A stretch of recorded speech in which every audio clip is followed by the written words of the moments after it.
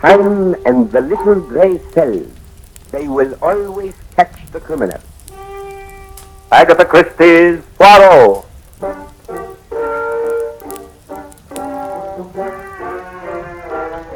From the thrill-packed pages of Agatha Christie's unforgettable stories of corpses, clues, and crime, Mutual now brings you, complete with bowler hat and magnificent mustache, your favorite detective, Hercule Poirot, starring Harold Huber in Rendezvous with Death.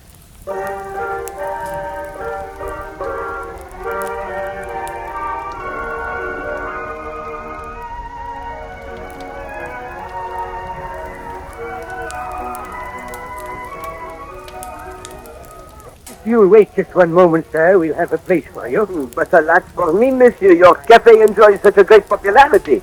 I do not see an unoccupied table. For you, Mr. Poirot, there's always a table. You see, I've had one set up for you right next to the dance floor. There's this for you right next to the dance. Haven't seen much of you lately. It is true. I have been busy getting all my affairs in order. I intend to take a cruise on your Great Lakes in 2 weeks' time. In that way, I shall have a vacation and observe something of your great country at the same time. Yes, we'll miss you, but I hope you enjoy it. Here we are. Merci bien. You're alone, I take it? Oui. Sometimes, you see, I prefer to sit on the side and observe the behavior of others. Look out on the dance floor, monsieur. You would expect to read pleasure in every face, eh? And yet, it is not so. Some of those faces are so bored, some vacant-looking, some actually unhappy. Ah, but this couple which approaches, they are different, no? Eh? Oh, Miss Belford and Mr. Doyle. Yes, they're different. They're in love. Oh, I see. That explains it. The young lady's flushed face, her laughter. Yes, and that's something else in her eyes, eh? Ah, she cares too much, that little one. Eh bien, monsieur, if you will bring me the wine leaf. For you, Mr. Poirot, I have something very special. You... Darling, you dance divine. Right, Jackie. Oh, pardon me, sir. Not at all, monsieur. And you're by far the handsomest man in this room. Oh, it's just that you have no eyes for anyone else. Oh, no, Simon, you're too modest. Darling, what are you thinking about?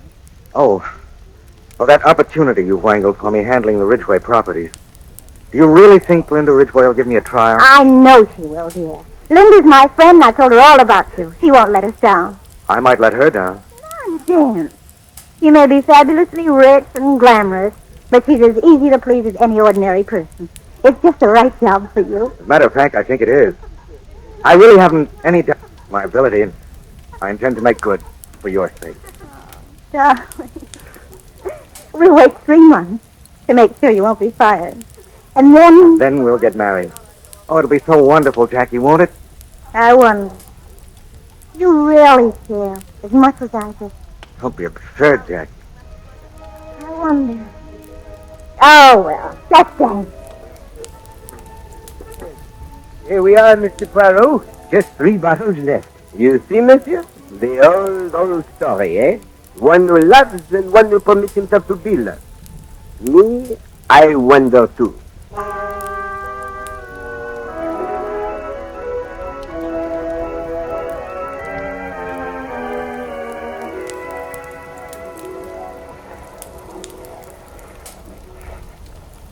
Pardon, mademoiselle. What?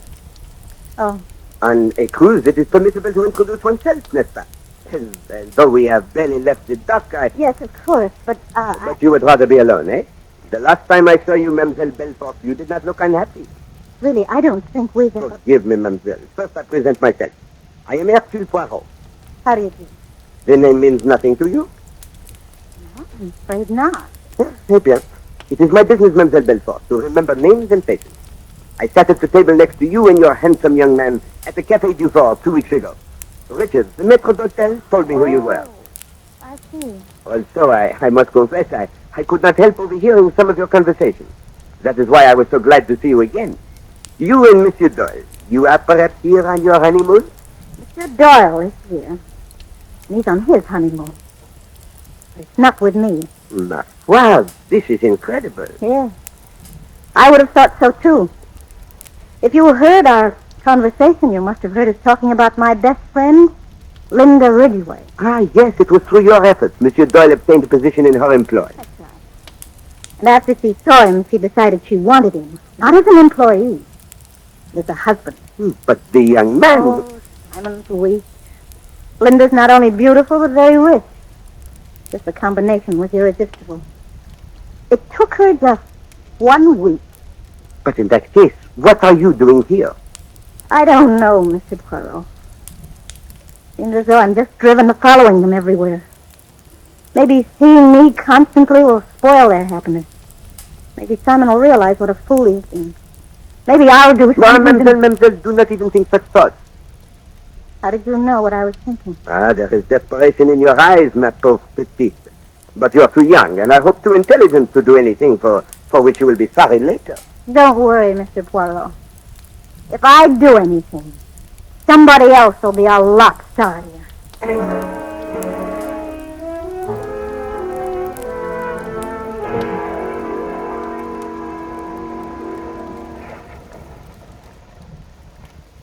Come on, Linda, let's go forward to the sun deck. You could use a burn, you know. You look so pale. Oh, it's wonderful here on the ship, Simon, away from her. For the first time in days, I feel free. So glad, darling. Why should she persecute me? Why does she follow me? Follow us, wherever we go. Just staring and staring. I couldn't help it, Simon, could I? I couldn't help loving you, and you're loving me. Jackie's a queer sort, Linda. She'll get over it. Simon. Oh, no, not again. What is it, Linda? There, by the rail, Jackie. Good Lord. Simon, I'll go mad, I know it. She's driving me mad. Linda, get hold of yourself. She's coming this way. I'm going back. No, we've got to face her. We've got to show her we're not afraid. Yes, sir, I guess you're right. Hello, Linda. We seem always to be running into each other. How are you? Hello, Simon. You're looking well. Though not as well as last week. Oh, Jackie, we didn't expect to see you here. Didn't you? I thought I'd surprise you. Simon. Oh, Simon, what can we do?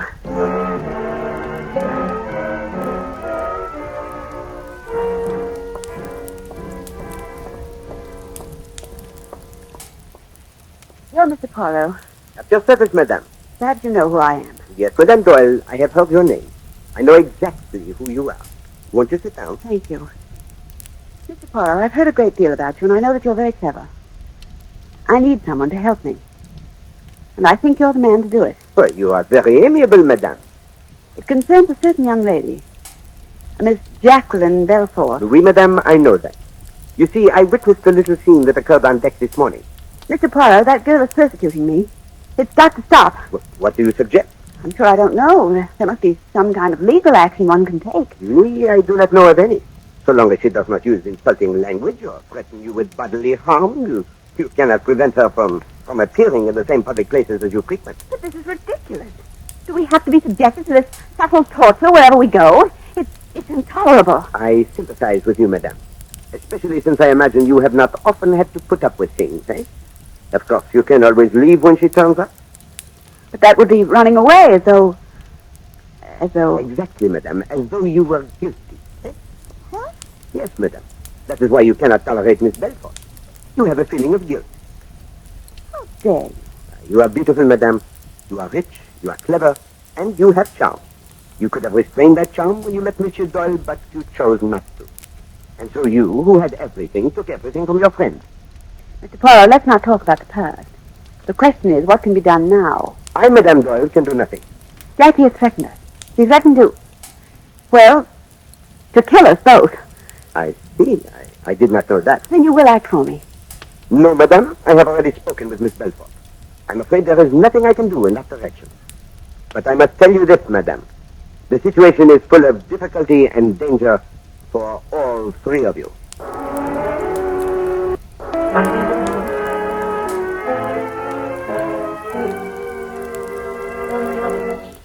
No spade, Mrs. Doyle? What? Oh, I'm so sorry. I'm sorry, Miss Robeson. That's stupid of me. I have got a spade. Yes, I thought you must have. A cream from Dummy, please. Mr. Doyle, we're waiting for your play. Huh? Oh, I'm sorry, Pennington. I wouldn't let her upset my game, darling. Just let her sit over there and stare. The last 4 tricks are mine. Ace of clubs and 3 trumps. Ah, that's game and rub. 3 trumps. Well played, Miss Robeson. Thank you. Well, I guess I'll turn in. Coming, darling? Not just yet, Linda. I think I'll have a drink first. All right, Simon. Good night, Miss Robeson. Good night. Mr. Pennington? I'll take a few turns round the deck. Good night, Doyle. Good night. Good night, Miss Robeson. Good night. Did I leave my bag here, Mr... Oh, yes, there it is. Miss Robeson, don't go to bed. Please don't. I feel like making a night of it. Stuart. Oh, yes, miss. Another double scotch. I'd love to stay, Miss Belford. Oh, sit down. We girls must stick together, you know. I think you ought to go to bed. Everyone else has, except Mr. Doyle over there. Oh, yes, Mr. Doyle. He was her man, and he done her. Here you are, miss. Thanks, Stuart. Well, here's to crime.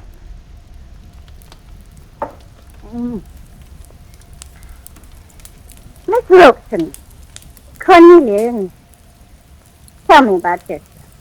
There's nothing to tell, really. You're a happy sort of person, aren't you? I wish I were like you. Do you? I suppose everyone considers the next person a little happy. I remember... Simon, ring the bell. I want another drink.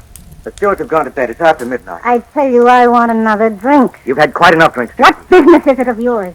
None. What's the matter, Simon? You afraid? I really think I should go. Oh, no. Stay, Cornelia.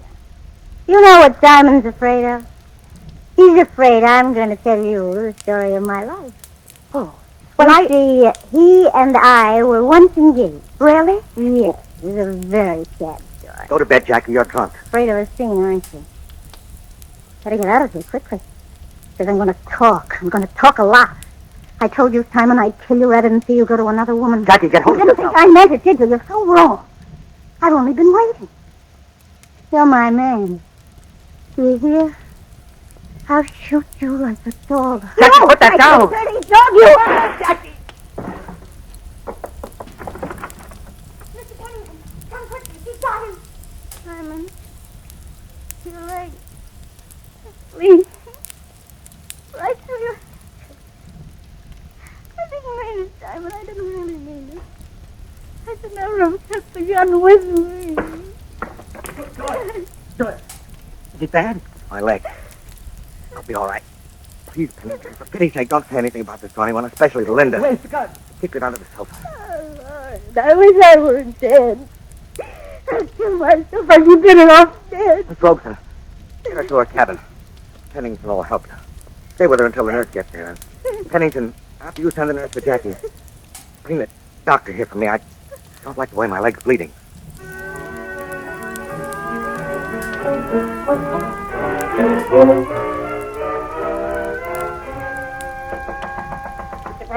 Mr. Poirot. Eh? Oh, I'm safe. Yes, sir. What is he? Beg pardon, sir. The captain would like to see you in his cabin right away. Well, it must be a matter of great importance. What has happened? Mr. Doyle, sir. He was shot last night by Miss Belfort. Then it has happened. Yes, sir. And something else has happened. Something worse. Indeed? Yes, sir. Sometime last night, Mrs. Doyle was murdered.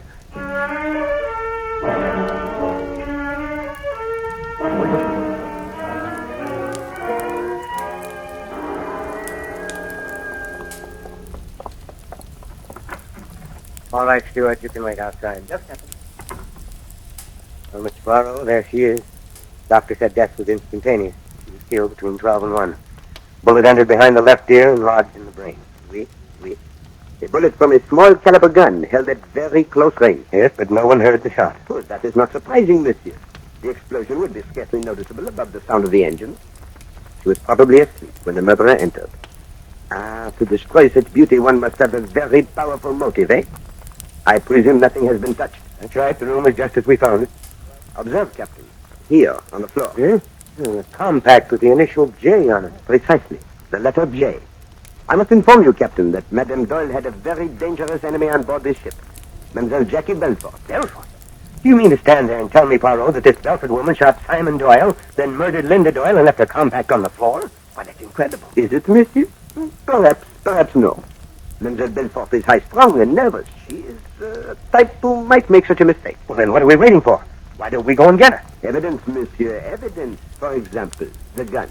Where is it? Not a trace of it, Mr. Poirot. And the bullet. The bullet in Doyle's leg and the one in the woman's head. Doctor says he's almost positive they came from the same gun. You see, after Doyle was taken to the infirmary, he sent Pennington back to get the infirmary soap. And? It was gone. What's that you're doing? I am merely observing these 2 bottles of nail polish.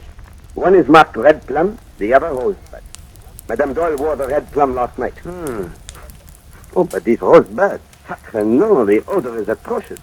It smells not of the rose, but of vinegar. Yeah, that's all very interesting, Mr. Poirot, but we've got a murder here on our hands. Are you making any headway? Oh, mon Dieu, I see you expect miracles from Hercule Poirot.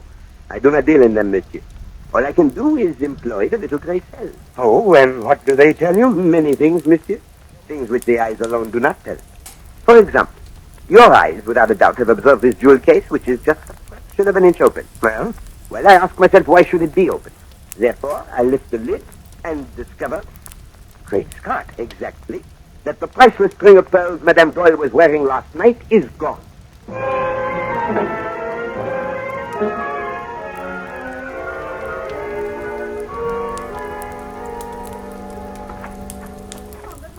Morning. Poirot? Good morning, nurse. How is Mademoiselle Belfort? She's still sleeping. I see. You gave her something, eh, for the nerve? Yes, I gave her a morphine injection. She was so unstrung last night, I was afraid she might do something terrible. Looks as if she has. What do you mean, Captain? I mean that after shooting Mr. Doyle in the card room, this pretty little Spitfire up and murdered Mrs. Doyle. Mrs. Doyle? Murdered? That's right. And you think she did it? No, mademoiselle. We do not think anything as yet. We are merely investigating. But there is an abundance of evidence pointing to Miss Belfort. But when could she have done it? You have been with her all the time. Why, yes, she hasn't searched in the room since I came on at 12:30 last night. You are quite sure, mademoiselle? I'm positive. I gave her the hypo as soon as I came in, and she hasn't stirred out of this room since. I see. And you, nurse, perhaps you took a turn about the deck. I beg your pardon, sir. When I'm in charge of a patient, I don't go out strolling. Forgive me, mademoiselle. I did not mean to offend. Hello, monsieur le capitaine. What do you say now, eh? It begins to seem Mademoiselle Belfort may not be guilty after all. Why not? She might have done it before the nurse got here. Maybe as soon as Simon Doyle was carried out of the card room, she sneaked back, got the gun from under the sofa, slipped into Linda Doyle's room and killed her. Yes, that is possible. There may have been time. But tell me, mademoiselle, when you arrived here, was Miss Belfort alone? Why, no. Miss Robson was with her. She'd brought her down from the card room in a terrible condition. She couldn't have left her alone. Confound it, I don't understand this. If that's true, this girl has a perfect alibi. She was in the card room when Linda Doyle left, and she was with Miss Robeson every minute after that until the nurse took over. Oui, I am beginning to think we must exclude Miss Belfort from our calculations. You mean... But how about all the evidence against her? The compact, and the fact that her gun was used. It is possible, Captain, that someone else wished to point suspicion at Miss Belfort. Someone who saw what occurred in the card room, someone who had heard her threats. Miss Robeson was there, and of course Mr. Pennington came right in, but that's ridiculous. What possible motive could either have? You are forgetting the matter of the pearls. The pearls, of course, I'd forgotten them. Oh, come on, we'll search Pennington's cabin. An excellent idea, but first we will have a few words with Mademoiselle Robeson. You see, Captain, I have observed something about that young lady that intrigues me very much. Okay, if that's how you want it. Oh, nurse, let me know when Miss Belfort wakes up. Yes, Captain. What gets me, Mr. Poirot, is what happened to the gun. Where has it disappeared? Well, that is simple. It was thrown overboard. But the question is, why has it disappeared? What do you mean? If the murderer was at such pains to point suspicion at Miss Belfort, why did he not leave Miss Belfort's gun in Madame Doyle's room? Well, that's... Oh, hello, Doctor. How's Mr. Doyle? Well, the bone is badly fractured. I'm afraid of an infection. He's running a little fever. Oh, that is a pity. Doctor, tell me, how long after the shooting of Simon Doyle did you and Pennington arrive in the card room? I guess about 5 minutes. He must have been in agony while he waited. He could not move. Doyle? Out of the question. With that leg, he couldn't have dragged himself 2 foot. And certainly not without leaving a trail of blood. You can count him out, Poirot. Apparently. That unfortunate one, his alibi is written in blood.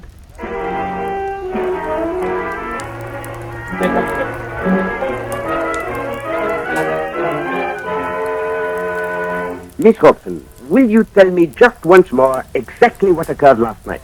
Well, as I said, everyone had left the card room except the 4 of us who were playing bridge, and Jacqueline Belfort, who was sitting off in the corner, drinking rather heavily. Then the game broke up and Madame Doyle left. That's right. Mr. Pennington went out at the same time to stroll on deck, he said. That left Mr. Doyle, Jackie, and myself.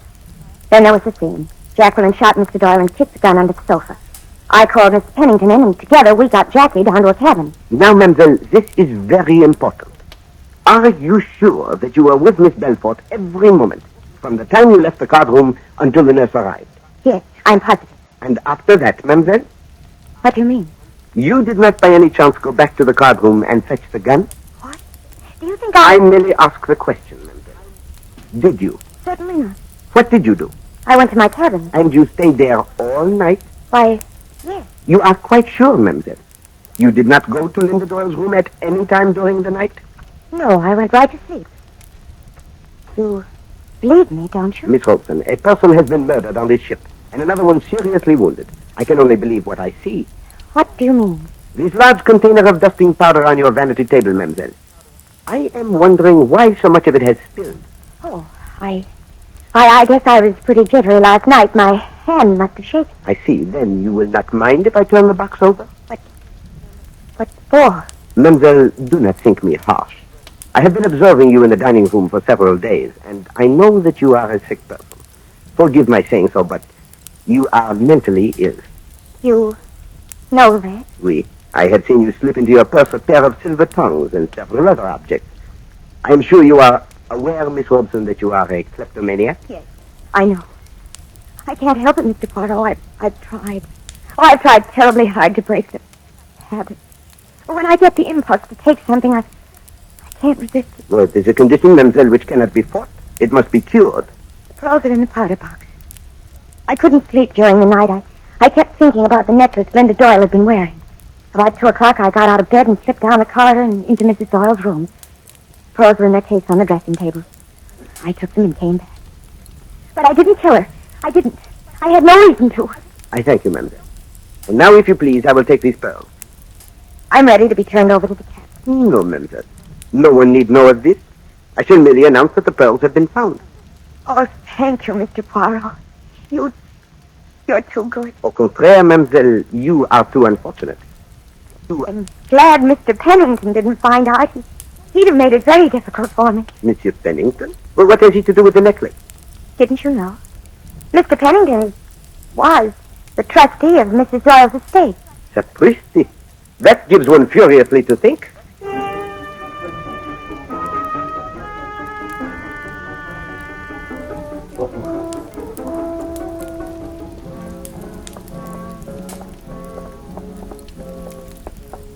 Doctor says Doyle's coming along all right, huh? I am pleased to hear that, Captain. Where do we stand, Mr. Poirot? That's what I want to know. We don't seem to be making any headway. I'd like to solve this thing before we dock. You may calm yourself, Captain. The case is solved. You mean you know who killed Linda Doyle? Oui, I know. Here is the infirmary. Hello, Captain. Hello, Mr. Doyle. Feeling a little better? Yes, lots, thanks. Poirot here says he solved the case. Have you? Oui, monsieur. I know who murdered your wife. No, sit still, Mr. Pennington. This will interest you. Thank you. I'd like to stay. Who did it, Mr. Poirot? It couldn't have been Jackie. Mr. Pennington's been telling me the facts. Monsieur Pennington is right. Miss Belfort did not commit the murder. Understand me, she has the capacity for it, that little one. And there is much evidence pointing to her. But she did not have the opportunity. Therefore, she is eliminated. I've sent for her. I feel partly responsible for what happened last night. I want her to know I understand. Oh, that is thoughtful of you, monsieur.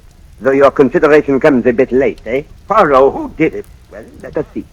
If it was not Miss Belfort, then we must assume it was someone else who knew where the gun was. Who could that be? Miss Robeson and Mr. Pennington, and, of course, Doyle here. And what are we looking for, eh? A person who knows where the gun is, who knows that Miss Belfort has threatened Madame Doyle and will therefore be suspected, who has an opportunity and who has a motive. What motive could Miss Robeson have? I do not know, Monsieur Pennington, but I know what motive you would have. I? Oui, monsieur. You were the trustee of Linda Ridgway's estate. She was still a minor, you had no concern. But suddenly she marries, and you find that you will have to account. What about it? My accounts are in perfect order. I do not think so, monsieur. I took the liberty of looking through your papers. If you had no concerns, why did you draw up all those documents, which would clear you of all responsibility? You hoped Linda Doyle would sign them, n'est-ce pas? Yes. Did you not, monsieur? Yes, I did. But she wouldn't sign them. She was too good a businesswoman. I was a little short. I'd speculated with some of her funds. But I was making it up. I only needed a little more time. But you didn't get more time, so you killed No, her. I didn't kill her, I swear. Simon? Come in, Jackie. Simon, I must have been insane. I'm a horrible, jealous beast. I don't deserve to live. It's all right, Jackie. I understand. You understand? You don't hate me? No, Jackie. Everything was messed up. We were all responsible. You and I and Linda. We won't ever see each other again, but I want you to know I bear no malice. Thank you, Simon. That'll help. I suppose you heard about Linda. Yes. Horrible. I feel responsible for that, too. No, don't feel that way. Mr. Poirot knows you didn't do it. He knows who did. Do you, Mr. Poirot? Oui, mademoiselle. It is very simple. From the very beginning, there was one question that perplexed me. Why did the murderer point the finger of suspicion at you, even to the extent of leaving your compact, and then take your gun away with him? It would have been more convincing if he had left it. Well, what's the answer? There can be only one answer, Captain. The murderer took the gun away because he needed it. Needed it? What for? Why, to shoot someone. But no one was shot after Mrs. Doyle's murder. You are wrong, Captain. Someone was shot. Monsieur Simon Doyle. Oh, no, Mr. Poirot. You've got it wrong. Simon was shot before Mrs. Doyle was killed. Let us say, Miss Belfort, rather that Simon was shot at before Mrs. Doyle was killed. But he was not hit. The bullet struck a table as it was intended to. I have but a few minutes ago recovered it. But that's impossible, Mr. Poirot. I saw him a second later. He was writhing on the floor in agony. One can pretend to rise. But the blood! His handkerchief was clutched over his leg and it was saturated with red. Oui, red ink, monsieur. Red ink mixed with nail polish. And smelling very distinctly of vinegar, as all ink does. Mr. Poirot, Oui, mon capitaine? this is all beyond me. Please explain what happened. Why, it is very simple, monsieur. Two people decide to commit a murder. They prepare for it a perfect alibi. At a prearranged signal, Miss Belfort picks a fight and pretends to shoot Monsieur Doyle in the leg. He falls to the floor, apparently injured and bleeding. Miss Belfort is taken away, and Monsieur Doyle is free for 5 minutes. He snatches the gun from under the sofa, slips down to his wife's room, murders her, and returns to the castle. Then, and this required great courage, he shoots himself in the leg and hurls the gun overboard through the open porthole. Voila! And a minute later, when I came back with the doctor, his leg really was fractured. And he has the perfect alibi. He actually cannot move. Hello, Monsieur Doyle? You are very silent. But your face, it is very expressive. You're a devil, Poirot. It would have worked with anybody. Simon! No, we didn't. It is no use, mademoiselle. You love this young man deeply, but you love wealth even more, eh? Enough to kill for it. And now, you see, you and your lover, too, have a rendezvous with death.